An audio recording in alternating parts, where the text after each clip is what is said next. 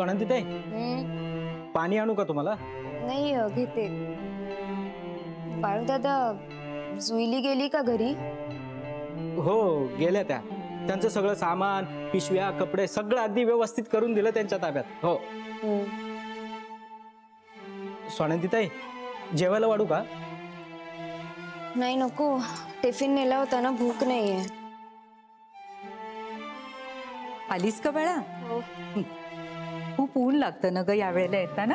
हो, पण तशी सवय आहे, याच वेळी पूर्वीपासून घरी येते ना. बस आता थोडी निवांत. स्वानंदी ताई, सरबत. बाळू दादा, तुम्ही पण ना. बाळू, अरे तू इथे कसा? भाजी आणायला जायचा होतास ना? हो, भाजीला पैसेच नव्हते ना. म्हणजे सकाळी घेतले नाहीस का ललिताकडून तू? मागितले होते मी, पण त्यांच्याकडेच नव्हते. कुठल्याही जहागीरदारावर येऊ नये अशी वेळ माझ्यावर आलेली. गॅरेज बंद झाल्यापासून माझी मिळकत शून्य झालेली आहे. ते काय दागिने आणि थोडेफार पैसे होते ते क्षीरसागर घेऊन गेला, पण घरखर्च तर चालवावाच लागतो ना बाळा. निरंजनचं तुला माहिती आहे, अजूनही काही खरं नाहीये. इकडे वृद्धाश्रमाचा खर्चही आहे. पैसे संपले असं म्हणाल्या त्या. संपले? अरे संपतील कसे? बँकेतून काढायचे राहिले असतील. आता संध्याकाळी येईल ना ललिता, तेव्हा घे हा तिच्याकडून.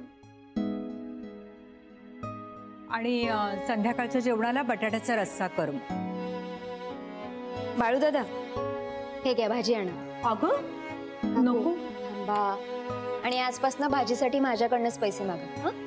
अगं नको, म्हणजे ललिताला नाही आवडायचं ते. का नाही आवडणार? काकू, हे घर माझं नाहीये का? आणि मी कमवते, त्यामुळे माझा पगार माझ्या घरच्यांसाठी वापरायला नको? अगं तर काय बोलू मी? म्हणजे तुम्ही काही बोलू नका. घरात येणारा सगळा पैसा सगळ्यांचा असतो, त्यामुळे घर खर्चात आता मलाही थोडा हातभार लावू द्या. बरं बाई. बाळू, बाळू घे ते पैसे. या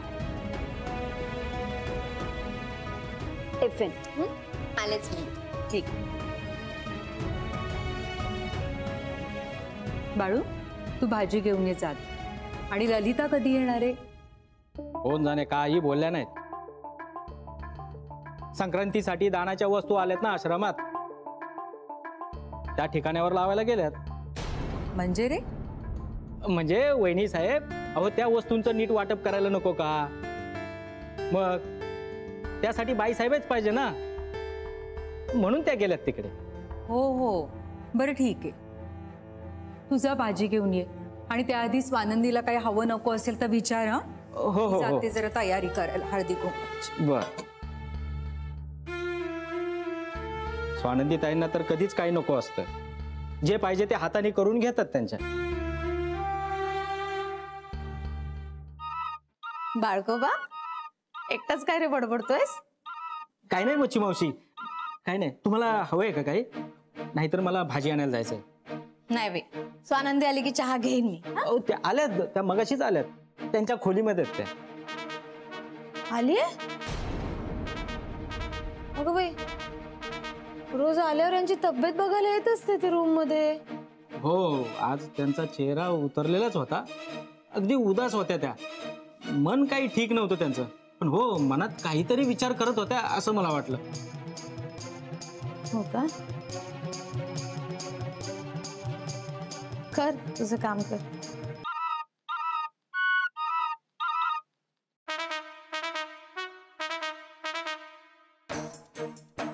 नेमकं काय सुरू असेल स्वानंदीच्या मनात?